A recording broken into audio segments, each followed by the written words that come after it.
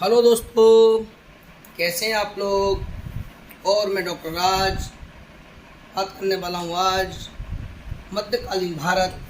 दोस्तों, मध्यकालीन भारत में भी हम बात करने वाले हैं दक्षिण भारत का इतिहास, जिसमें कि हम सबसे पहले बात करेंगे बहमनी साम्राज्य के बारे में। उसके बाद बात करेंगे विजयनगर साम्राज्य के बारे में। दोस्तों, जैसे हम अपने काम को आगे बढ़ाएं, आप लोगों से गुजारिश है मेरे चैनल को लाइक करिए, सब्सक्राइब करिए, शेयर करिए। थैंक यू दोस्तों। अब आगे हम बात करते हैं बहमनी साम्राज्य की। 1347 में हसन गंगू नामक व्यक्ति अलाउद्दीन बहमन शाह के नाम से शासक हुआ। 1347 में हसन गंगू नामक व्यक्ति अलाउद्दीन बहमन शाह के नाम से शासक हुआ। उसने अपनी राजधानी गुलबर्गा बनाई।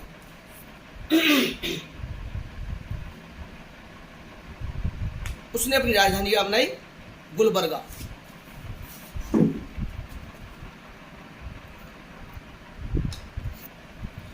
और उसकी जो इस राज्य की पूर्वी सीमा थी वो भोंगीर जगह थी।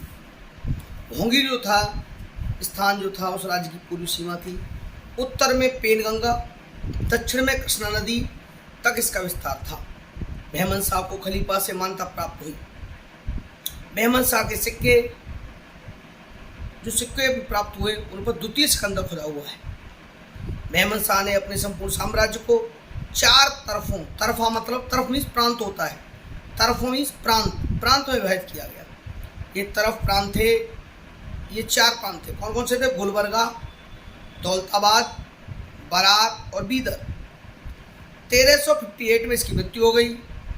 1358 में इसका उत्तराधिकारी मोहम्मद शाह प्रथम हुआ। इसके समय विजयनगर के शासक बुक्का प्रथम से तीव्र संघर्ष हुआ और यह संघर्ष मुदुकल के किले पर हुआ था। कौन सा किले था? मुदुकल। इसका संघर्ष विजयनगर के शासक, जो आगे हम विजयनगर के बारे में बात करेंगे, विजयनगर का शासक था बुक्का प्रथम, उसमें उसके साथ संघर्ष हुआ जो मुदुकल के किले में हुआ था। इस युद्ध में पहली बार बारूद का प्रयोग हुआ था भारत में।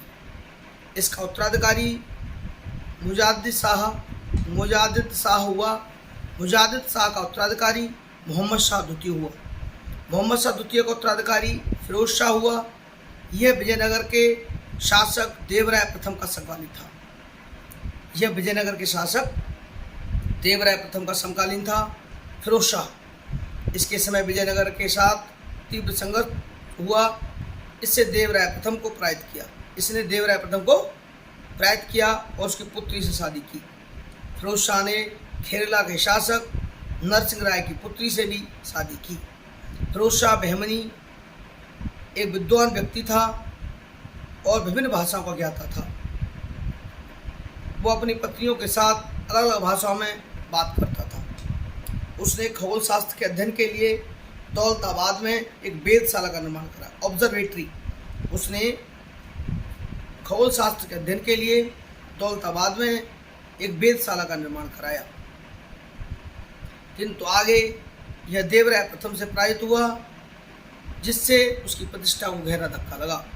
अंत में उसने अपने छोटे भाई अहमद के पक्ष में गद्दी त्याग दी। 1422 में अहमद शाह शासक हुआ। उसे एक सूफी संत गेसुदराज से संपर्क था और इसी संपर्क के कारण उसे बली के नाम से जाना जाता था। फिरोज शाह के साथ देवराय प्रथम के संघर्ष में वारंगल क्षेत्र ने देवराय प्रथम का साथ दिया था। अतः अब क्रुद्ध होकर अहमद शाह ने वारंगल पर आक्रमण कर उसे जीत लिया। अब बहमनी साम्राज्य पहले की तुलना में बड़ा हो गया था। अतः अहमद शाह ने गुलबर्गा के बदले बीदर को अपनी राजधानी बनाया। मतलब अहमद शाह ने जो गुलबर्गा राजधानी थी उसकी जगह क्या बनाया? बीदर को। ध्यान रखना है, अहमद शाह ने राजधानी बीदर को बनाया है गुलबर्गा की जगह।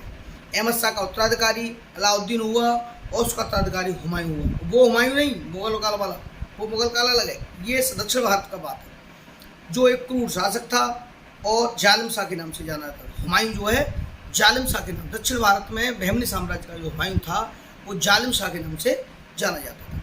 उसका उत्तराधिकारी निजाम शाह हुआ निजाम शाह के संरक्षक के रूप में मखदूम बेगम, ख्वाजा जहां और ख्वाजा महमूद गबन की एक काउंसिल बनी। इसके द्वारा प्रशासन का संचालन होता था, किंतु अचानक निजाम शाह की मृत्यु हो गई, अतः 9 वर्ष के बालक महमूद तृतीय को शासक बनाया गया। ख्वाजा महमूद गवा उसका मंत्री बना। महमूद गवा एक ईरानी व्यापारी था और वह जल्दी उससे महमूदी सुल्तान की कृपा प्राप्त कर ली। उसे मलिक तुज्जार की उपाधि दी गई। महमूद गवा ने महमूद खिलजी से भी संघर्ष किया और उसने विजयनगर से गोवा और दाभोल का क्षेत्र छीन लिया। महमूद गवा ने बीदर में एक मदरसा का निर्माण कराया। उस समय बहमनी साम्राज्य की राजनीति की महत्वपूर्ण विशेषता दक्कनी और विदेशी अमीरों के बीच संघर्ष थी। विदेशी अमीरों को गरीब कहा जाता था और गरीब का शब्द था अकाफी। महमूद गवा भी विदेशी था। उसने दक्कनी अमीरों को प्रसन्न करने की कोशिश की, किंतु उसे सफलता नहीं मिली। दक्कनी अमीरों ने महमूद गवा के विरुद्ध बहमनी शासक महमूद तृतीय को उकसाया। अंत में उसका षड्यंत्र सफल रहा और महमूद तृतीय ने 1482 में महमूद गवा को मृत्युदंड दे दिया। महमूद तृतीय ने, ठीक है। आगे महमूद तृतीय को अपनी गलती का एहसास हुआ और 1 वर्ष के बाद वह भी शोक में मर गया। महमूद गवा ने बहमनी साम्राज्य को 8 तरफ इन प्रांतों में विभाजित किया। अब बहमनी साम्राज्य की वास्तविक सत्ता कासिम बरीद उल मालिक और उसकी मृत्यु के बाद उसके पुत्र अमीर उल बरीद के हाथ में चली गई। अमीर उल बरीद दक्कन की लोमड़ी के नाम से विख्यात है। जो अमीर उल बरीद है, बहुत क्वेश्चन कई बार आया है, दक्कन की लोमड़ी किस शासक को कहा जाता है? तो अमीर उल बरीद। 1527 में अमीर उल बरीद अंतिम बहमनी शासक कलीमुल्लाह को खदेड़ दिया, मतलब, और बीदर में बरीद शाही वंश की स्थापना की। बहमनी साम्राज्य का विघटन 15वीं शताब्दी के अंतिम प्रारंभ हुआ। सबसे पहले 1484 में फातुल्लाह इमाद शाह ने बरार को स्वतंत्र कर लिया। इस तरह बरार ने इमाद शाही, बीदर में बरीद शाही हो गया, बरार में इमाद शाही वंश की स्थापना की। 1574 में अहमदनगर ने बरार क्षेत्र को अपने राज्य में मिला लिया। 1489 से 1490 में मलिक अहमद नामक व्यक्ति ने अहमदनगर को स्वतंत्र करा लिया और पृथक निजाम शाही वंश की स्थापना की। 1489 से 1490 में यूसुफ आदिल शाह ने बीजापुर के आदिल शाही वंश की नींव डाली। 15वीं शताब्दी के अंत में पुराने वारंगल क्षेत्र में गोलकोंडा राज्य की स्थापना की। इस राज्य का संस्थापक कुली कुतुब शाह था, जिसने गोलकोंडा के कुतुब शाही वंश की नींव डाली।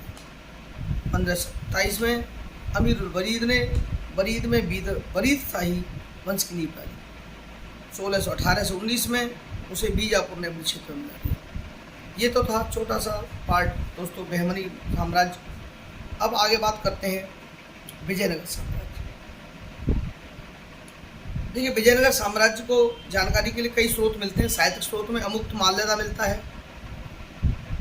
विजयनगर साम्राज्य की बात करें तो कोई भी किसी भी हम वंश, राजवंश, शासन व्यवस्था किसी के बारे में बात करें, हम स्रोत की आवश्यकता होती है। इतिहास में हम लोग कई तरह के स्रोत मिलते हैं, पुरातात्विक, साहित्यिक, है ना, उत्खनन, सिक्के। तो सबसे पहले हम साहित्यिक स्रोत की बात कर रहे हैं। अमुक्त माल्यदा पहला है, दूसरा है मनुचरितम, तीसरा है गंगाधर कृत, गंगादास प्रताप विलास, चौथा है राजनाथ का सलुवाबद्ध है। ये भी एक आपका साहित्यिक स्रोत है।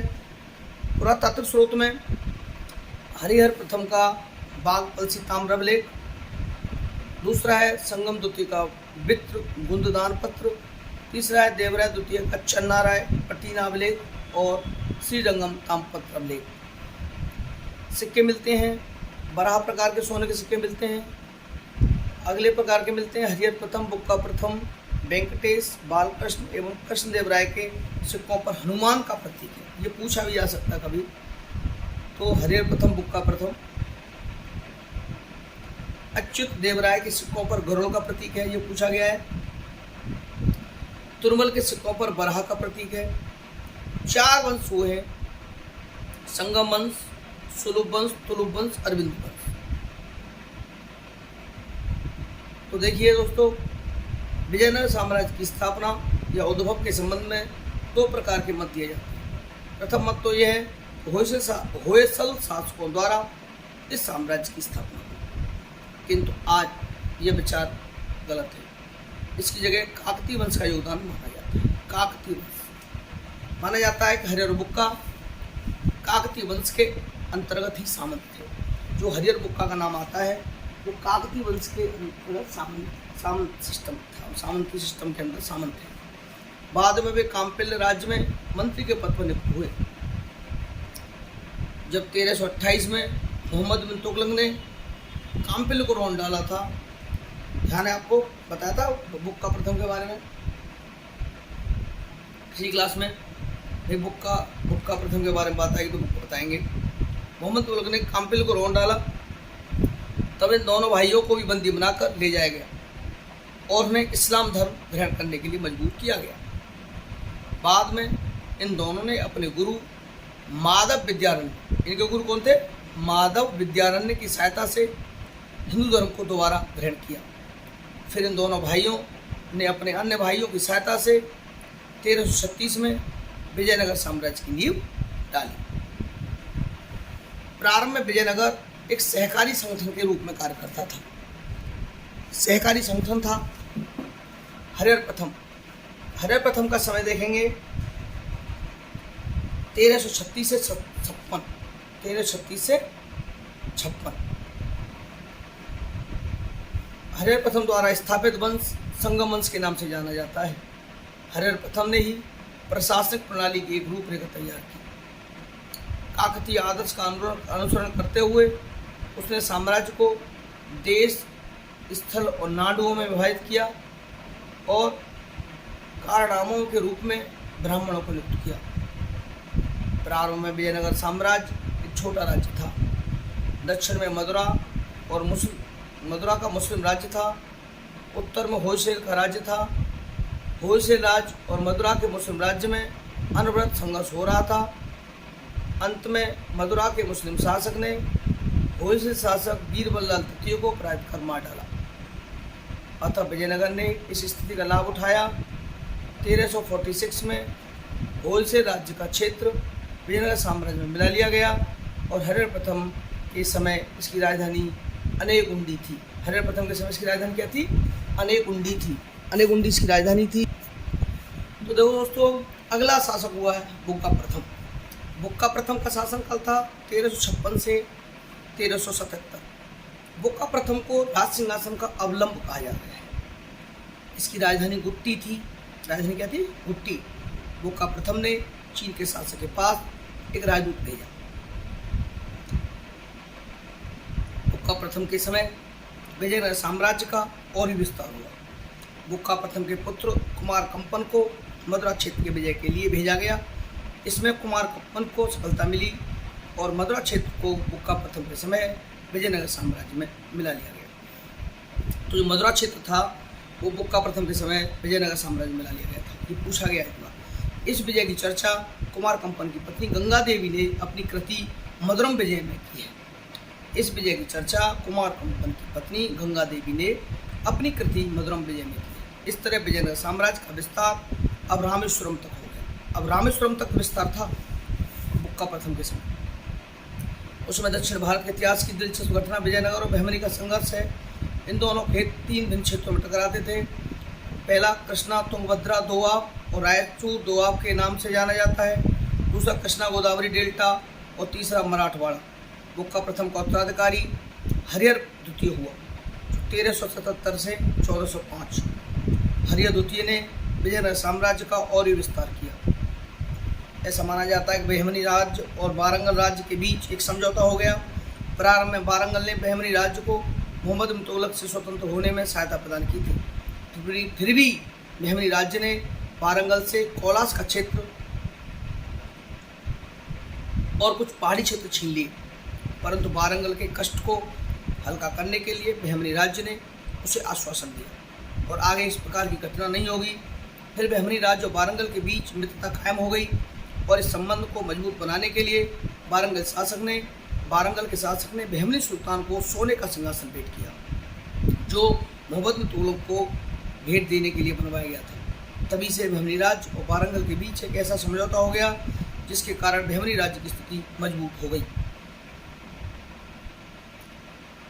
बावजूद इसके हरिहर द्वितीय अपनी स्थिति मजबूत करने में सफल रहा। वह कोंकण क्षेत्र में बहमनी राज्य से गोवा दावोल छीन गया। हरिहर द्वितीय ने श्रीलंका पर भी लड़ाई की। गोवा और दावोल के अतिरिक्त उसने चौल खरपटन को भी जीत लिया। माधव विद्यारण्य का भाई सोयन हरिहर द्वितीय का मुख्यमंत्री था। सायन, माधव विद्यारण्य का भाई सायन, ध्यान रखना है, ये हरिहर द्वितीय का मुख्यमंत्री था। हरिहर द्वितीय ने अपने भाइयों के बदले अपने पुत्रों को गवर्नर बनाया। इसने एक नई परंपरा की शुरुआत की। हरिहर द्वितीय का उत्तराधिकारी विरूपाक्ष हुआ, जिसे फिर बुक्का द्वितीय ने हटा दिया। थोड़ी सी अव्यवस्था के बाद मल्लिकार्जुन आया। 1406 में देवराय प्रथम शासक हुआ। देवराय प्रथम 1406 से 1422 तक शासक हुआ है। देवराय प्रथम के समय ही निकोलो कॉन्टी का आगमन हुआ। देवराय प्रथम विजयनगर का प्रथम शासक था, जिसने 10,000 मुस्लिमों को सेना में नियुक्त किया। इसके समय बहमनी शासक फिरोज शाह बहमनी के साथ संघर्ष हुआ, जिसमें इसकी हार हो गई। इसने अपनी एक पुत्री की शादी फिरोज शाह बहमनी से की। कुछ समय के बाद देवराय प्रथम ने वारंगल के शासक को अपने पक्ष में कर लिया। वारंगल के शासक को उसने प्रलोभन दिया कि दोनों मिलकर केरला के राज्य को बांट लेंगे। अंत में वारंगल का शासक बहमनी राज्य से टूट गया, जिसके परिणाम स्वरूप शक्ति संतुलन विजयनगर साम्राज्य के पक्ष में आ गया। भाई पावर उधर बढ़ गई। तो देवराय प्रथम ने फिरोज शाह बहमनी को पराजित किया। देवराय प्रथम ने शांति काल में भी इसका लाभ उठाया। उसने तुंगभद्रा नदी पर हरिद्रा बांध बनवाया, जिसमें उसने हरिद्रा बांध तुंगभद्रा नदी पर, जिसकी राज्य में 3,50,000 पेरदा की आमदनी बढ़ गई। देवराय प्रथम के दरबार में श्रीनाथ रहता था, जिसने हरविलासम की रचना की। श्रीनाथ का लेखक है हरविलासम। देवराय प्रथम के पश्चात कुछ समय के लिए रामचंद्र और विजय प्रथम जैसे शासक हुए और फिर देवराय द्वितीय शासक हुआ। देवराय द्वितीय शासक का समय है 1422 से 1446। देवराय द्वितीय ने इमादी देवराय और प्रोदा देवराय की उपाधि ली। इसने गजबेटकार यानी हाथियों का शिकारी की उपाधि ली। इसने कोंद रिदु की जीता। 1442 में श्रीलंका के विरुद्ध एक नौसैनिक अभियान किया। उसने मुसलमानों को सेना भर्ती करने की नीति जारी रखी। उसने मुदकल के किले को जीतने की कोशिश की, किंतु संघर्ष के बावजूद भी उसे सफलता नहीं मिली। नुनीज का कहना है कि श्रीलंका, केरल को बोलते थे क्विलोन, पेगू और तेंसरिम आदि क्षेत्र देवराय द्वितीय को कर देते थे टैक्स। देवराय द्वितीय विद्वानों का संरक्षक था और उसने 2 संस्कृत ग्रंथों की रचना की, महानाटक सुधानिधि, ब्रह्मसूत्र परिक्तिका। इसके उत्तराधिकारी एक सिद्ध हुए संगम वंश का अंतिम शासक विरूपाक्ष तृतीय हुआ। 1485 में 1485 में नरसिंह सुलूभ ने सुलूभ वंश की स्थापना की। नरसिंह सुलूभ ने सुलूभ वंश की स्थापना की। इस घटना को प्रथम बलापहार कहा जाता है। 1405 में बीरन सिंह ने एक बार फिर सत्तार्पण की और तुलुभ वंश की स्थापना की। इस घटना को दूसरा बलापहार कहा जाता है। बीरन सिंह राय का छोटा भाई कृष्णदेव राय 1509 से 1530 में शासक हुआ। यह एक योग्य शासक था। उसने उमात्र के विद्रोही नायक को पराजित किया। उसने गजपति शासक प्रतापदेव को पराजित किया। उसे तेलंगाना क्षेत्र छीन लिया। फिर उसने बीजापुर के शासक इस्लाम शाह को बुरी तरह पराजित किया। कृष्णदेव राय ने 1510 में पोर्तुगीजों को भटकल के किले में बनाने की अनुमति दी। भटकल का किला केडीआर ने दिया था पोर्तुगीजों को भटकल जगह में किला बनाने की। यह अनुमति उन्हें इस शर्त पर दी गई कि अगर वह बीजापुर से गोवा छीन लेता है, पोर्तुगीजों ने यह शर्त पूरी कर दी और यह सुविधा मिल गई। यह कृष्णदेव राय की अदूरदर्शितापूर्ण नीति थी। कृष्णदेव राय ने कुछ उपाधियाँ भी ली जो निम्न थी: यवनराज स्थापनाचार्य, अभिनव भोज, आंध्र पितामह, ये सब उपाधियाँ ली। देवराय प्रथम कृष्णदेवराय प्रथम महान निर्माता था। उसके शासन के प्रारंभ में गोपुर मंदिर का निर्माण किया गया। गोवा के गवर्नर जनरल ने उसे पुर्तगीज इंजीनियर की सेवा प्राप्त की और उसकी सहायता से विजयनगर के आसपास की सूखी जमीन में सिंचाई की उत्तम प्रबंध किया। राजधानी के दक्षिणी सीमांत पर उसने नया नगर बसाया और अपनी माता नागला देवी के नाम पर नागलपुर नाम रखा। उसे नरसिंह की विशाल प्रतिमाएं बनवाई। उसका उत्तराधिकारी अच्युत देवराय था। वह एक अयोग्य शासक था। मुनि उस समय इसके दरबार में रहा था। राम राय ने इस पद से वंचित करना चाहा। ऐसा माना जाता है कि राम राय के प्रयत्नों को विफल करने के लिए उसने 2 स्थानों पर अर्थात तिरुपति और कालाहस्ती में सिंहासरोहण कराया। इसके पश्चात सदाशिव राय शासक हुआ, किंतु वास्तविक शक्ति भी मंत्री राम राय के हाथों में चली गई। फरिश्ता कहता है कि राम राय के अनेक प्राचीन कुलीन घरानों को नष्ट कर दिया। उसने वंश को ऊंचे पद प्रतिष्ठित किया। उसने काफ़ी संख्या में मुसलमानों को सेना भर्ती की। पुर्तगीजों के साथ राम राय के संबंध हमेशा महत्वपूर्ण नहीं रहे थे। जब 1542 में मार्टिन लोकोन्सो डिसूजा गोवा को गवर्नर पद पर नियुक्त हुआ तो संबंध बिगड़ गए। उसका उत्तराधिकारी जोवार्ड्रो कास्टो के साथ 1547 में राम राय ने संधि की। इसके अनुसार उस घोड़े के व्यापारी का एकाधिकार प्राप्त हो गया। राम राय ने आरंभ में गोलकुंडा की कुतुबशाही दरबार में सेवा की थी। राम राय बहमनी, बीजापुर और गोलकुंडा के साथ विशेष संबंध बनाए। कभी वह अहमदनगर और गोलकुंडा के साथ मिलकर बीजापुर हमला करता था तो कोई बीजापुर और गोलकुंडा के साथ मिलकर अहमदनगर। वस्तुतः इसका कोई व्यापक उद्देश्य नहीं था। इसका उद्देश्य केवल दक्षिण भारत में एक प्रकार की शक्ति संतुलन बनाए रखना था। अंत में दक्षिण के तीनों राज्य इसकी राजनीति को समझ गए और माना जाता है 1565 में बनिहट्टी या राक्षस तगड़ी या तालीकोटा की लड़ाई में विजयनगर की पराजय हुई। उसकी शक्ति और भाग का सितारा हमेशा के लिए डूब गया। ये था। कुछ इतिहासकार, हिंदू इतिहासकार कहते हैं कि राम राय के विरुद्ध 5 राज्य खड़े थे, जबकि मुसलमान इतिहासकार कहते हैं कि उसके विरोध में 4 राज्य खड़े थे। तो मुसलमान इतिहासकार बरार को छोड़ देते हैं। तालीकोटा की लड़ाई के बाद विजयनगर की राजधानी पेनगोंडा हो गई। आगे तिरुमल ने, जो राम राय का छोटा भाई था, 1560-70 में अरविंदु वंश की स्थापना की। इस वंश का महान शासक वेंकट द्वितीय था। इस वंश का अंतिम महान शासक रंग तृतीय था। अब विजयनगर की राजधानी चंदगिरी हो गई रंग तृतीय के समय, और विभिन्न नायक अपने अपने क्षेत्र में स्वतंत्र हो गए। विजयनगर छोटा सा राज्य बनकर रह गया। अब विजयनगर की जो प्रशासनिक व्यवस्था है उसके बारे में थोड़ी सी बात कर लेते हैं हम लोग, क्योंकि इसमें अलग हम जैसे हम सल्तनत काल का प्रशासन वगैरह अलग करेंगे, अभी हमने किया नहीं है, हम इसको हम साथ ही कर लेते हैं तो अच्छा रहेगा। विजयनगर साम्राज्य में राजा का पद सर्वोच्च होता था और वह दिग्विजय की उपाधि धारण करता था। दिग्विजय राजा की सहायता के लिए एक मंत्री परिषद होती थी। मंत्री परिषद में लगभग 20 सदस्य होते थे। मंत्रियों की बैठक में एक हॉल में होती थी जिसे वेंकट विलास समानप कहा गया था। प्रधानमंत्री को प्रधानी कहा जाता था। मंत्रियों को दंडनायक की उपाधि भी दी जाती थी। ठीक है। राजा मंत्री परिषद का परामर्श मानने के लिए बाध्य नहीं था। कभी कभी महत्वपूर्ण मंत्रियों को दंडित भी किया जाता था। अब सालुवतिम्बा व युवराज की हत्या का शक हुआ तो कृष्णदेव राय के द्वारा उसे दंडित किया गया। मंत्री परिषद के अतिरिक्त एक राज्य परिषद भी होती थी जिसके सदस्य महत्वपूर्ण नायक और प्रांतपति होते थे। राज्य परिषद के अतिरिक्त केंद्रीय सचिवालय भी होता था जिसमें रायसम सचिव, कणिकम लेखापाल, रायसम को सचिव बोलते थे और कणिकम लेखपाल को बोलते थे, जैसे अधिकारी होते थे। रायसम नामक अधिकारी राजा के मौखिक आदेशों को अभिलेखित करता था। राज व्यवस्था सप्तंग विचारधारा पर आधारित थी। संपूर्ण साम्राज्य का विभाजन प्रांत, जिला, तहसील, 50 ग्राम और गांव, यानी प्रांत मंडल को मोंडलम बोलते थे, जिला को वलनाडु, तहसील को स्थल, 50 गांव को मेलग्राम और गांव को उर। सबसे छोटी इकाई उर हुआ करती थी। प्रांतों की संख्या 6 थी इसके समय, मतलब ये विजयनगर में। विजयनगर साम्राज्य की विशिष्ट व्यवस्था नायंकार व्यवस्था थी।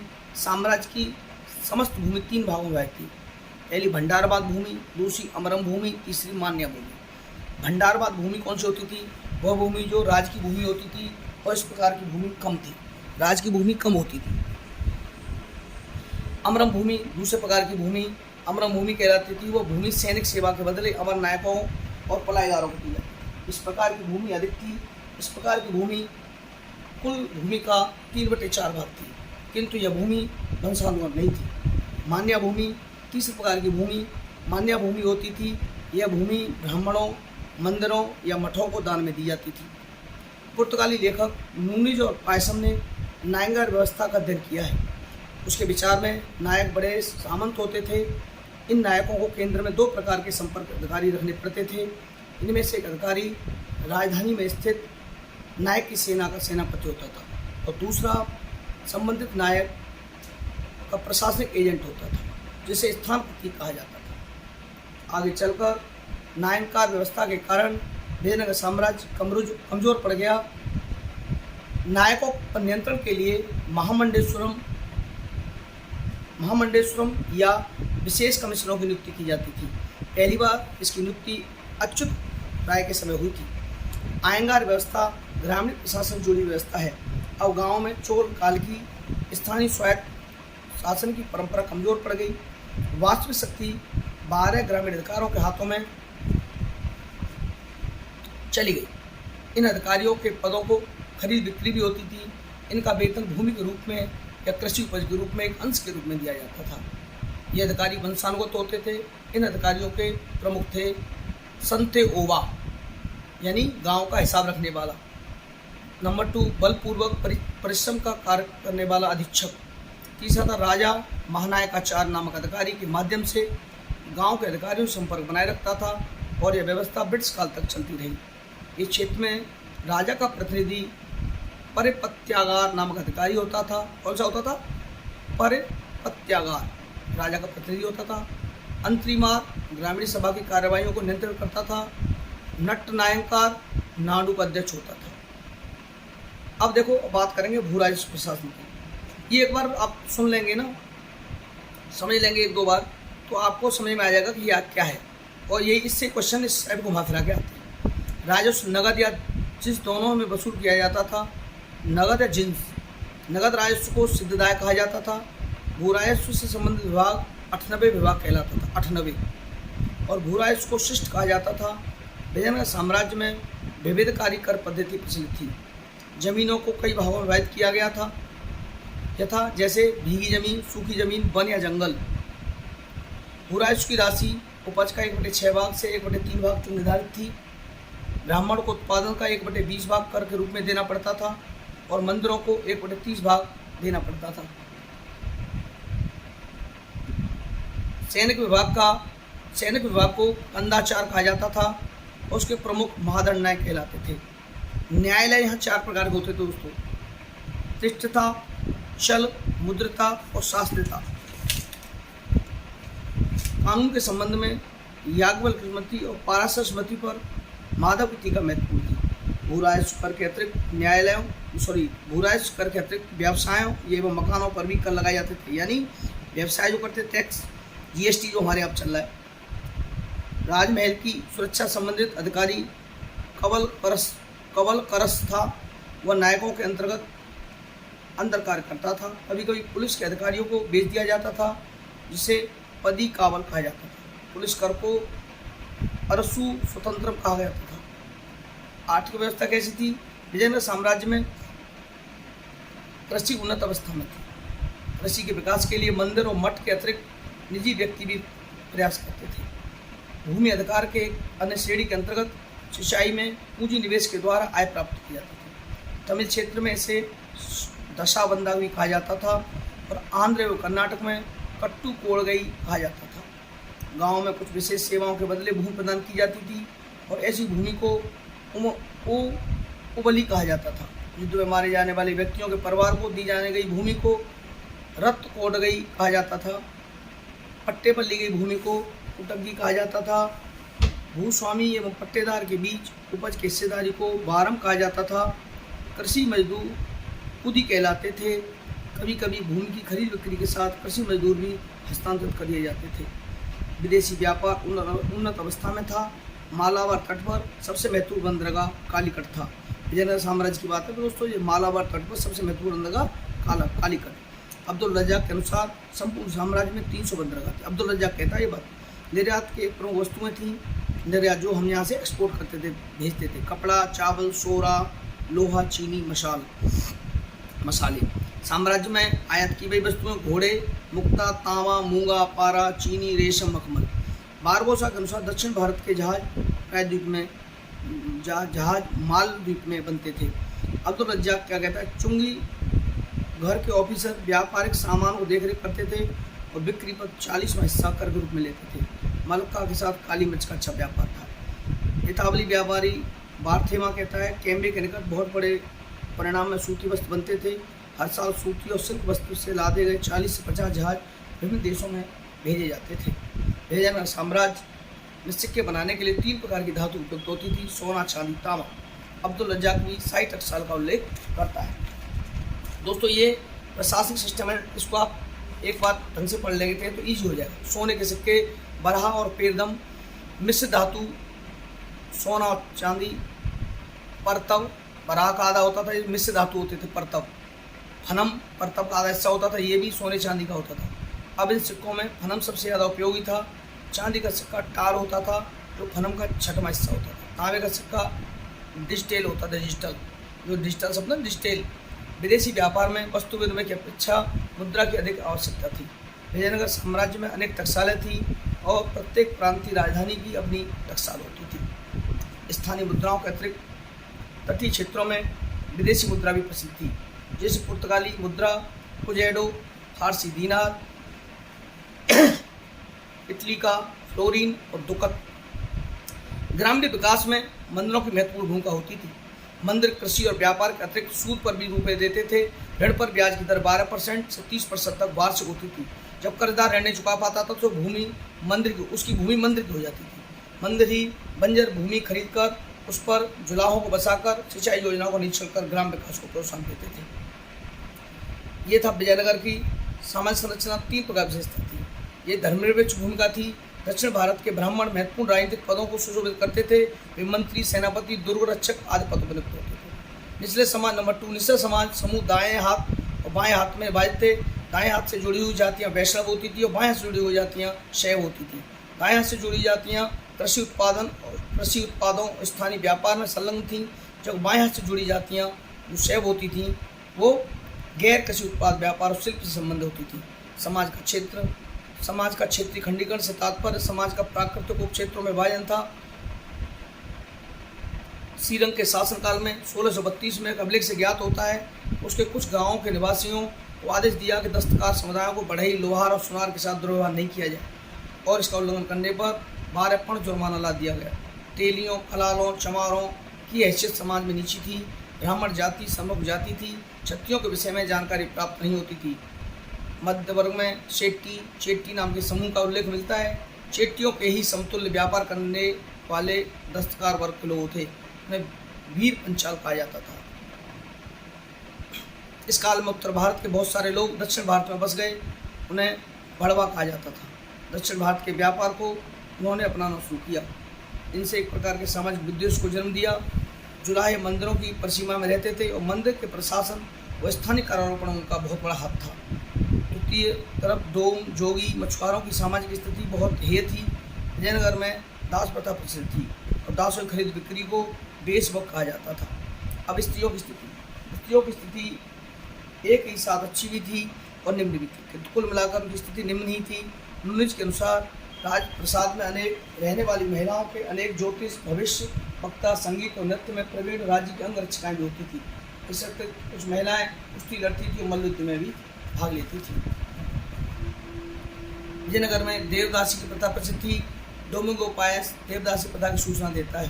बारबोसा कहता है कि सती प्रथा शासक द्वारा प्रसिद्ध थी। 1534 में एक अभिलेख में मालगोरा नामक एक महिला की सती होने का प्रमाण मिलता है। विजयनगर काल में वैश्यावृत्ति भी प्रचलित थी। विजयनगर साम्राज्य में बाल विवाह दहेज प्रथा का भी प्रचलन था। विधवा प्रचलित थी। विधवा विवाह प्रचलित थी। विधवा से विवाह करने वाले व्यक्ति को कर से मुक्त कर दिया जाता था। युद्ध वीरता दिखाने वाले पुरुषों को गंड प्रेत का प्रदान किया जाता था, जो सम्मान का सूचक था। सम्राट बोलगोला में एक अभिलेख में जैन और वैष्णव के विवाद में राज्य स्तर से भी चर्चा है। विजयनगर संस्कृति। विजयनगर दरबार में संस्कृत, तमिल, तेलुगु, कन्नड़ 4 भाषाओं का विकास हुआ। कृष्णदेव राय के दरबार में तेलुगु भाषा के 8 अष्टदिग्गज रहते थे। इन्हें पेद्दन प्रमुख थे। पेद्दन की प्रमुख कृतियाँ मनुचरितम, स्वारोचित संभव है। इसी एक महत्वपूर्ण कथी थी हरिकथा शरणम। तेलुगु के एक दूसरे विद्वान नंदी तिम्मन ने परिजात परहीन की रचना की। कृष्णदेव राय ने तेलुगु भाषा में एक महत्वपूर्ण कृति अमुक्त मालिदा की रचना की। कृष्णदेव राय ने एक संस्कृत में भी ग्रंथ लिखा है जिसका नाम था जामवती कल्याणम। उस काल में संगीत पर भी महत्वपूर्ण ग्रंथों की रचना हुई। लक्ष्मी नारायण ने संगीत सूर्योदय नामक ग्रंथ की लिखा। कृष्णदेव राय और रामराय एक अच्छे संगीतज्ञ थे। कृष्णदेव राय के दरबार में तेलानी नामक विदूषक रहता था। उसने कोदूरंग महात्यम की रचना की। माधव के भाई सायन के नेतृत्व में महत्वपूर्ण विद्वानों ने चारों वेदों पर टीकाएं लिखी। माना जाता है कि बेल्लोर के नायकों के अधीन अप्पया दीक्षित नामक विद्वान रहते थे। उन्होंने शैवाद्वैत पर टीका लिखी। स्थापत्य कला दक्षिण में द्रविड़ शैली स्वतंत्र शैली के रूप में विकसित हुई और इस शैली में व्यापक निर्माण कार्य हुआ, किंतु मलिक काफूर के अधीन अलाउद्दीन की सेना ने दक्षिण के स्थापत्य को छत्रछत कर दिया। विजयनगर साम्राज्य हिंदू पुनरुत्थानवादी आदर्श से जुड़ा हुआ है।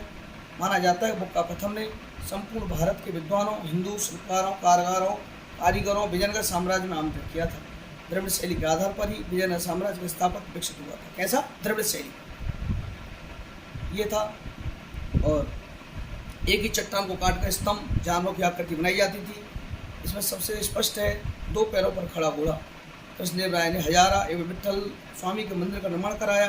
उन्होंने अंबारम के तदापाती और पार्वती का मंदिर कांचीपुरम में और वरदराज और एकम्बरनाथ के मंदिर का निर्माण कराया। विजयनगर काल में चित्रकला स्वतंत्र शैली विकसित हुई। विजयनगर की चित्रकला लिपाक्षी कला के नाम से जाती है। लिपाक्षी कला, चित्रकला, लिपाक्षी कला। इस चित्रकला के विषय में रामायण एवं महाभारत में लिए गए हैं। विजयनगर काल में नृत्य और संगीत को मिलाकर एक शैली विकसित हुई। यह यक्षिणी शैली के नाम से जाती है। विजयनगर काल में कोई नृत्य और संगीत को मिलाकर शैली बनी, उसे यक्षिणी शैली के नाम से जाना जाता है। दोस्तों, ये था हमारा विजयनगर भैमरी साम्राज्य का राजनीतिक और प्रशासनिक सिस्टम। ये पूरा आपका पूरा वीडियो भैमरी साम्राज्य को समाप्ति की तरफ। दोस्तों, थैंक यू दोस्तों।